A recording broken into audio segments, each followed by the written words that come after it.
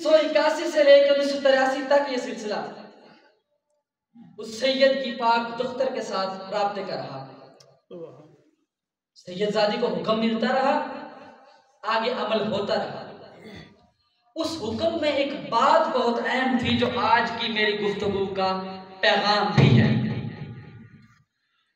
उस हुक्म में, उस ताल्लुक के अंदर, उस राब्ते के अंदर इमाम ज़माना की तरफ से सैयदजादी को यह हुक्म भी हुआ कि मातमी संगतें बुलाई जाएं और अज़ादारी का क़याम किया जाए। फिर कभी हाजिर हुई तो इस अज़ादारी के मौजू पे बात होगी कि अज़ादारी का क़याम ही क्यों कहा गया, अज़ादारी ही क्यों चुनी गई। पाक आलिया बीबी ने पूरा कुंबा कुर्बान करके 28 रजब मदीने से निकल के वापस मदीना आने तक सब कुछ कुर्बान किया, कुल घर अतर कुर्बान किया।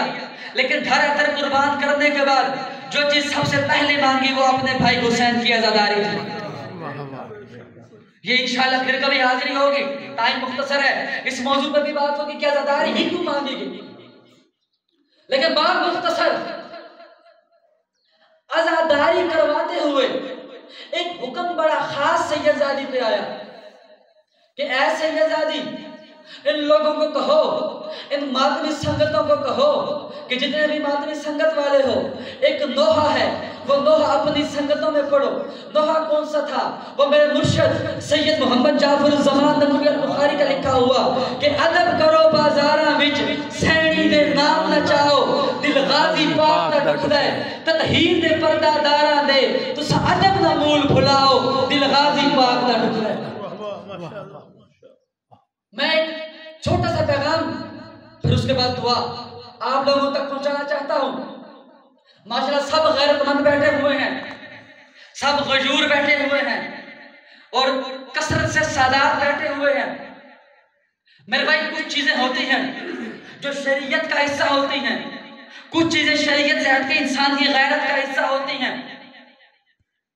अब आप जितने भी बैठे हुए हैं, मैं आप सबको इमाम ज़माना की कसम दे के पूछता हूँ, सब इमाम को हाजिर नाज़िर कर समझ के बताएं कि आज भरे बाजार में, भरे चौक में कोई किसी की माँ बहन का नाम ले तो कोई गैरतमंद उस नाम लेने वाले को छोड़ देगा? नहीं।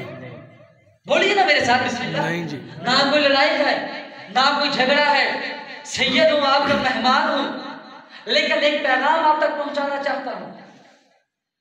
जितने यहाँ पे बैठे हैं, ये मसनद है हुज्जत इब्न हसन की, ये मसनद है वफा के किरदार की।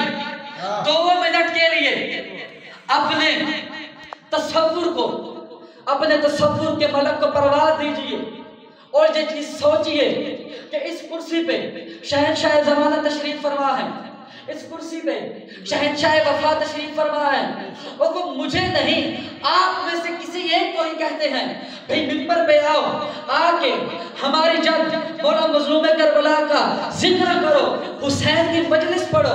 तो मैं आप सबसे पूछता हूँ कि क्या कोई इतना बाहिम्मत इंसान है जो इमाम के होते हुए, जो शहंशाह वफा के होते हुए मजलिस पढ़ते हुए आकाज़ादियों का नाम ले सके? क्या आप में से कोई ऐसा हिम्मत वाला है? क्या आप में से ऐसा कोई बाहिम्मत इंसान है? तो जवाब ना में मिलेगा। आप तारीख का मुताला करके देख लें, सबसे ज्यादा जो मजलूम करबला के पाक खून के वारिस को सदमा था वो अपनी पाक पुत्रियों के पाक किस्मों से। बेशक इतनी सी बात है। देखिए ना, एक रिवायत मैं आपको बयान करता हूँ, उसके बाद काफी पढ़ चुका मैं, अजान भी शुरू हो गई, लेकिन